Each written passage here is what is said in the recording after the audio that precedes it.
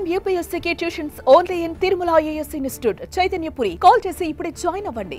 AP మాజీ ముఖ్యమంత్రి YSR Congress party అధినేత వైఎస్ జగన్మోహన్ రెడ్డి రాప్తాడు నియోజకవర్గంలో పర్యటించారు. ఇటీవల హత్యకు గురైన పార్టీ నేత కురవ లింగమయ్య కుటుంబాన్ని పరామర్శించి ధైర్యాన్ని చెప్పారు.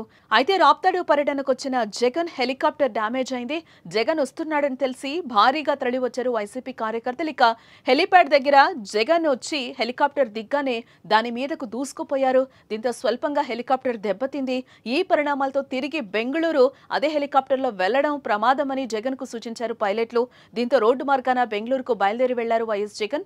మరోపక్క హెలిప్యాడ్ దగ్గర సరిపడేంత సెక్యూరిటీ లేకపోవడం, భారీగా తరలివచ్చిన కార్యకర్తలు హెలికాప్టర్ మీదకు తోసుకురావడంతోనే ఈ ఘటన జరిగిందంటున్నారు వైసీపీ నేతలు.